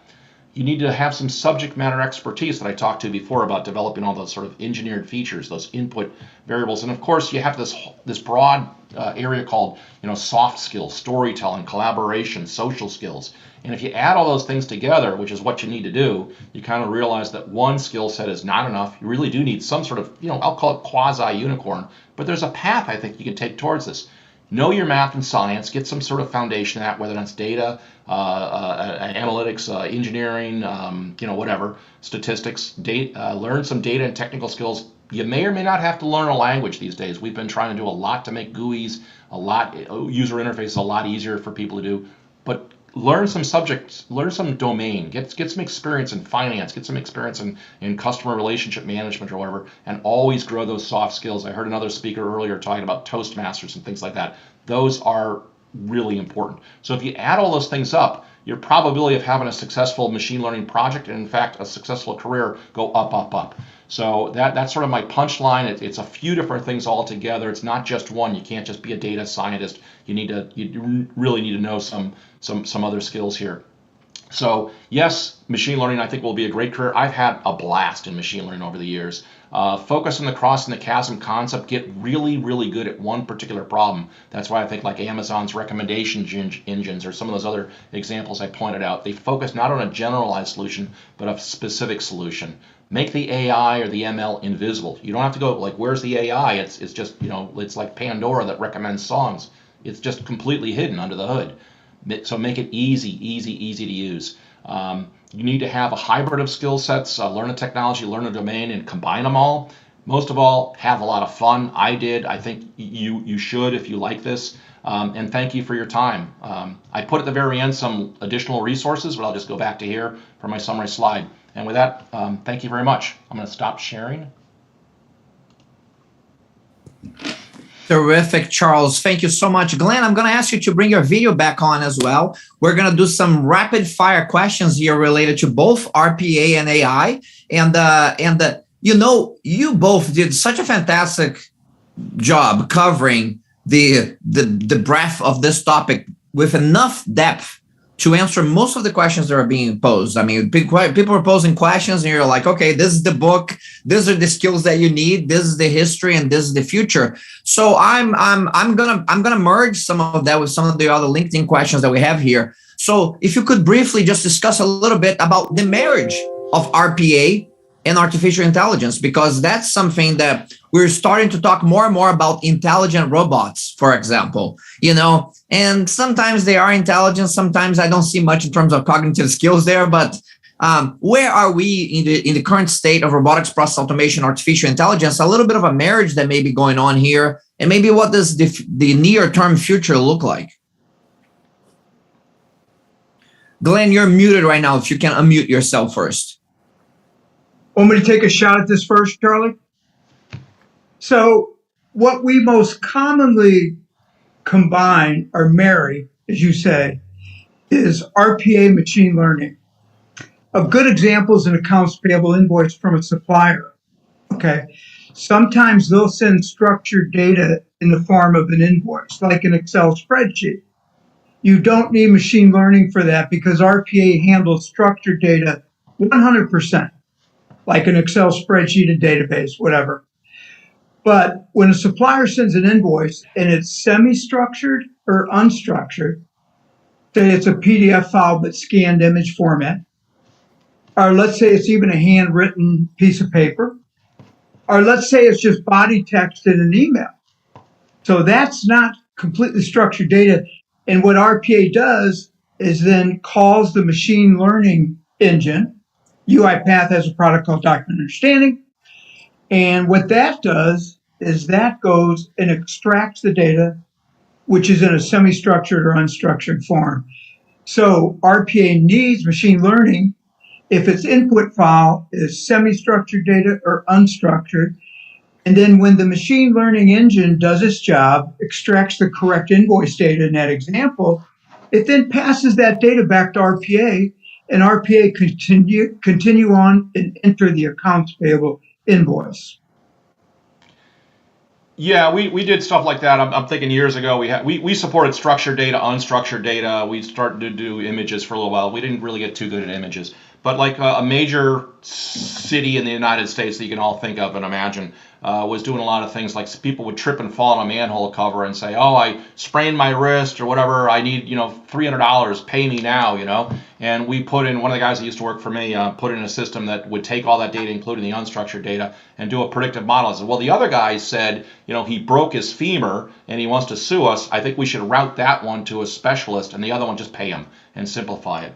We also had, at Oracle, we had a lot of technologies. We had another one for like an insurance routing thing, a very similar sort of application. So, but for us, a lot of the problem was you got a lot of different parts, and the machine learning that Glenn was talking about oftentimes is in Python, it's in R, it's some other language, and so you move the data from here to there to there, and as much as you can collapse that down to one sort of simple standard thing, it simplifies that, makes it easier for deployment, which is where most things screw up, right? Very good, very good. I have a question here for both of you, and you both talked about this. I think, Charles, you even made a bigger point about this, that sometimes technology, not sometimes, most of the time, technology gets overblown expectations. And I think some of it is our fault. It's the people who are leading the industry who get excited about things and they get exuberant about things. I remember being an executive in an energy company when, quite a long time ago already, when we were starting to implement RPA, and honestly, people were like deploying robots, 15,000 robots on a $5,000 problem, and it's like. So what we found that sometimes what the technologists miss is kind of the insight on how value is created or destroyed in an organization, for example. And some of the use cases nowadays, they're more developed, but back then, in the beginning, they were like, they picked not the best use cases for some of this. So I want to just set that as a stage to ask you a question. You have had long, successful careers in technical fields and managerial fields as well. Technical expertise aside, certainly there's a lot to be developed technically here for you to be technically sound. What do you find to be a couple of the most important leadership skills or general skills, if you will, that technologists need to develop so that they're well-rounded and their chance of being successful in the marketplace and in their organizations increases? Go ahead. Thank you, Charlie. So what we do at the beginning of all of our automation projects, Jose, is we make the customer define success. So Charlie had some nice content on expectations. And the fact is, the technology today is mature, can pretty much do anything, but it's all about the business problem, right? What is it that you're actually trying to accomplish here? So if you get from the customer's words or from their lips, what business value they want, what business problem they're trying to solve, and if you lock in on that, then it's secondary what technology you use to accomplish that goal, right? It could be RPA, it could be AI, it could be machine learning, it could be whatever, BI, analytics, or whatever. The fact is, if you have a business problem and you really get that under the microscope, define what it is, all the way down to metric, okay? Am I paying $14 to process one accounts payable invoice? Okay. I want to get that down to $7 to process one accounts payable invoice. Okay, now I got a target, now I got a goal, now I know exactly what I need to do, and I'm going to meet expectations or I'm not going to meet them, but it's going to be based on specific set goals and metrics. I think you have to have a lot of skepticism. I think you have to have your fingers scorched a few different times. And a long time ago, I saw another Honeywell speaker on here. A long time ago, I used to work at Honeywell. I was in a manufacturing management program, and I got us to put in a bunch of robotics and artificial machine vision systems and a lot of this sort of futuristic kind of stuff. And it was, it was frankly, it was a lot of fun, right? And then I moved into a manufacturing finance department, and Joe Griffin, the guy, said, "Charlie, I want you to go back and audit those things." And I go, what do you mean? And he goes, well, you put in the proposal. I want a year later for you to go back and see if it made any money. And at the time I was getting my MBA at night, and you do all these ROI projections. See, well, the forecast of sales is going to go up like this, and Joe would say, no, Charlie, do it flat, because I've seen too many of these different things. What if it's a flat sales? What if the cost of labor is going to go up? Like, no, do it flat, and do it all really conservatively, and go back and actually, that's what you should do for any future proposals. And the one that you spent all this money on, go back and audit. We came back within like 10%. And there was good stuff to do. We all knew what we were doing, but it actually came in like 10% of expectations, and it was very sort of sobering. So I think you really have to know your business and know it's not about the technology; it's about the bottom line at the end of the day. If I could add something on, Charlie made me think of something, Jose. One reason RPA has been so successful is it's actually easy to measure your return on investment. Other areas like ERP, business intelligence, not so, or cloud or mobile apps, not so easy to measure, but with RPA, you can actually measure, and that's what it's all about. And the average is 10.7 months, and you got a return on investment with an RPA project.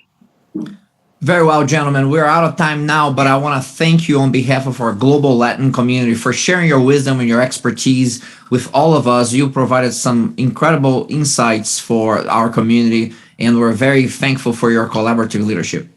Thank you for having us. Thank you, Jose. Bye. Thank you. Ladies and gentlemen, we are at the closing here of our sessions, so there's still some to come. I would like to share a few words, and also we still have the scholarships. We're going to wrap up with the scholarships giveaway that Anna is going to announce after the closing remarks, and we want to bring our CEO and founder of Dream to Succeed, Sarah Nunes, in the end to discuss, to say thanks and goodbye to all of you. But I would like to share the next few minutes with not my voice, but the voice of over 50,000 cross-industry leaders of excellence, innovation, and transformation. And these great enduring organizations and leaders, and what we have learned with them, collaborating with them actively on accelerating excellence, innovation, and transformation in their organizations. As it was pointed out for many organizations and leaders in this conference, most transformations are not successful. In fact, if I look at award-winning digital transformations, we talk about 50% failing in the first 18 months. Within 5 years, nearly 95% of them fail. And if you look at a 10-year time frame, and we have now enough data to look at them, less than 1% succeed. Because there is no digital transformation without business transformation. There is no business transformation without a cultural transformation. And there is no cultural transformation if we do not transform ourselves as professionals and leaders. And as Travis Heller talked to us about, our brain is not wired for innovation. Our brain is wired for safety and predictability. So we're really going against the grain of our brain, if you will, when we try to be these leaders. But this is what's needed for us as students, professionals, and leaders in this new world that we have been entering for some time now, driven by exponential technologies. So I'll summarize this by saying that there are only two types of people who predict the future: those who don't know and those who don't know that they don't know. The only way to predict the future is to create it. And innovation is a mechanism for any one of us to create that future. Now, what we have learned is that the best and great enduring organizations and leaders, they have a combination of four things. They have ideas, they have methods, they have technologies, and they have people. And I'll summarize which ones are most important. Well, we look at ideas. Ideas are very important because we need new perspectives of problems that create new ideas that could be innovations that create value.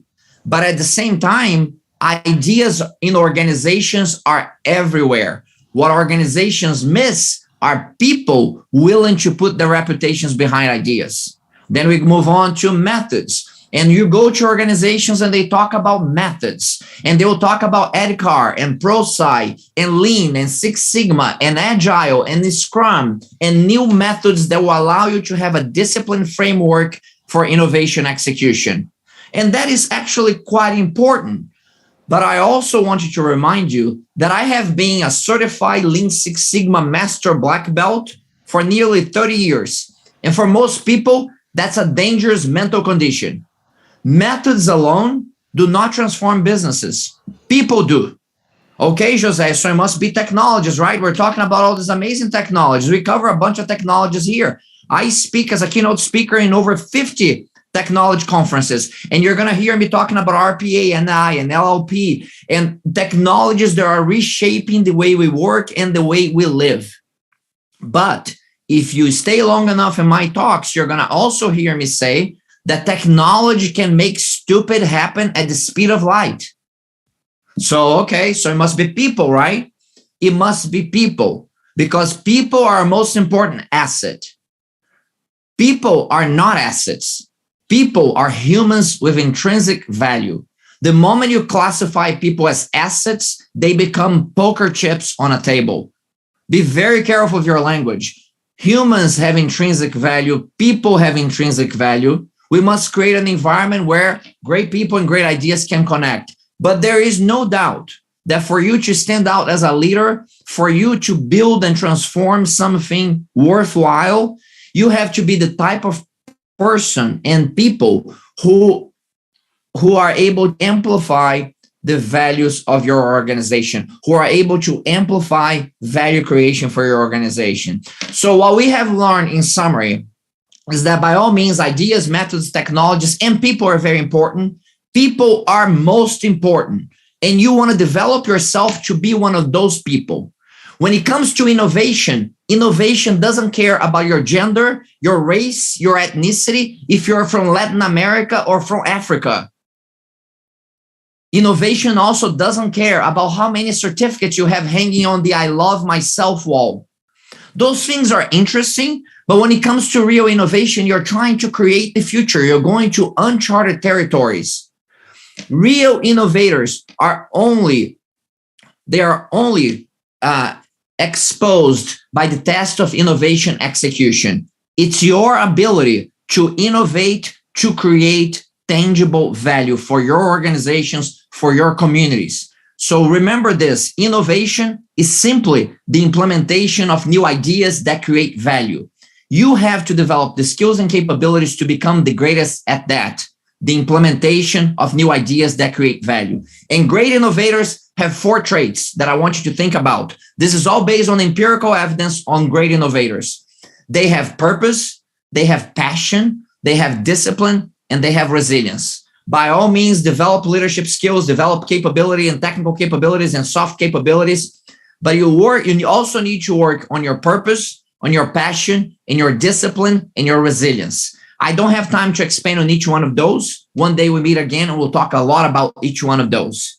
But purpose, passion, discipline, and resilience is something that you need to find and you need to develop. Now, I want to just, for the time that we have left here, I want to talk briefly about purpose. How do you find your purpose?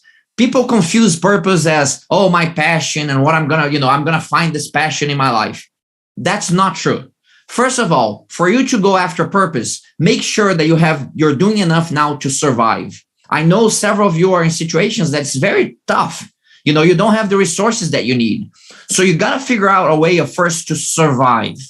Make sure that you get whatever jobs you need to make enough income so that you can survive. And then as you're doing that, you start looking for your real purpose. And now on your real purpose, I want you to think of 3 circles. The first circle that I want you to think about are the set of passions that you have. What are you passionate about? And this passion is not like some serendipitous love. Passion here is a lot more like an arranged marriage. You work your face off on a lot of different things. You pursue excellence in what you do. And in the pursuit of that excellence, you discover you have a passion for that. Those are the passions that I'm talking about. So think about what passions do you have that fit that category. That's not enough.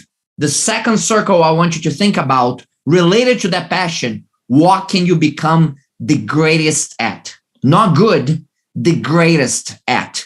It doesn't matter where you are in the world. How can you be the greatest at that? related to that passion. It can be a niche. It can be a slice of that passion. But this combination of passion and what you can be the greatest at, develop that.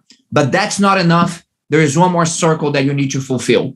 And that circle is, how are you going to use the intersection of your passion with what you have become the greatest at to create value for others? So what are you passionate about? What can you become the greatest at? And how you're going to use that to create value for others? At the intersection of those three circles, you will find likely your mission or purpose. Then you become chronically consistent with that purpose, okay? With that center. And you develop now a great career that you're going to be rewarded financially and otherwise with fulfillment as well for your entire career. And hopefully it's a career that you never retire from. Now, this is not easy, but you have to be intentional about it. Because most people, the overwhelming majority of professionals, one day will retire. And they will figure out that it was okay. Because they never found that center. So I beg you to be intentional about finding the center for yourself and work with excellence to find your passions, and then work with excellence to become great at that, and work with excellence to create value for others. And that intersection is your purpose. In the words of Abraham Maslow, if I quote, he said, discover what you're meant to do. That's the center. Your purpose. But that's not enough. The full quote from Abraham Maslow is, discover what you're meant to do, and then commit to the ardor of pursuing that with excellence. And that's my ask for you, no matter where you are in the world, no matter how good or bad your circumstances are, lead with value, lead with integrity, lead with respect. Be intentional about finding what that center purpose is for it, and be chronically consistent with that purpose. Because the ultimate definition of discipline is to be chronically consistent with our purpose. So thank you everyone for participating in our Dream to Succeed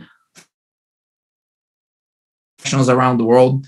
Thanks to Sarah, the Dream to Succeed Foundation leaders, to all speakers, all panelists, sponsors, Anna, Mariana, our translators, and everybody engaged in producing this far-reaching event. And Sarah, as our inspirational leader and guide and executioner with excellence, thank you for all that you do for our global community of Latin professionals, students, and leaders. So I'll pass it on to you to wrap up. Wow, let's bring also Anna. Anna, on behalf of Dream to Succeed, let's do this together. I want to say to our audience, and I will hand it over to Anna to do the announcement on a scholarship, but there is two persons on me right now. One, that little girl, 9 years old, that was dreaming to succeed. That girl, want to thank everyone. Just say you inspire them. You give them exactly the messaging that we needed to do to spark that energy that they need to spark. I will say without us together as a team, it is not possible. So this event was possible because all of us here bringing this together. So thank you.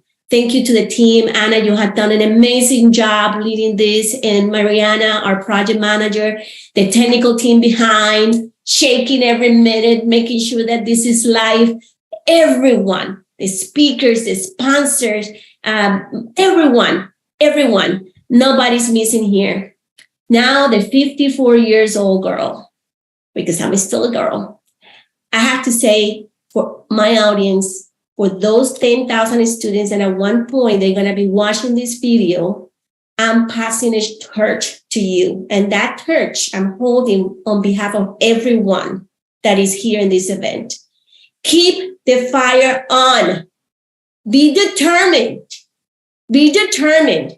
Knowledge is power. You already have it. Activate it within. Confidence, hope is already here. You know we can make it happen. And last, take action, because you are responsible now to bring it home. Eliminating poverty 1% at a time means that you take action as a profession. You come to a company, you make that company successful, you create a job. you create a business, you make everybody successful, you are eliminating poverty one person at a time, and it will multiply. So I leave you with that action item. Thank you, Jose, for leading this. This has been an amazing event. Anna, back to you. Okay, I cannot inspire folks more than you two have. So what I'll do is I'll bring two pieces of good news for our audience. The first one, if you do not win this last scholarship or didn't win any that we've made available, please know that at Dream to Succeed, our foundation's mission is to bring resources like the ones you've seen for the last 2 days to you. So by becoming a member, you can gain access to sponsorship, you can gain access to mentorship, and you can gain access to scholarships like the ones that we've shared today. So don't be discouraged if your name is not in this next slide. Just know that you can always access the resources through Dream to Succeed. Y para los que están en español, acuérdense que si no se ganan la scholarship. For those of you who are listening in Spanish, remember that if you don't win the scholarship, you will have access to resources if you become members of Dream to Succeed. So if you didn't win any scholarship, you can join the foundation so you can have access to more resources. Here are our last winners of the RPA resources by UiPath and Dream to Succeed. These 5 names, congratulations. Please, if you have not heard from us in the next few days, do contact us at info@dream2succeed so that we can make the resources available to you. Thanks, everyone. And it was a pleasure hosting you for these last 2 days. See you at the next one. Bye.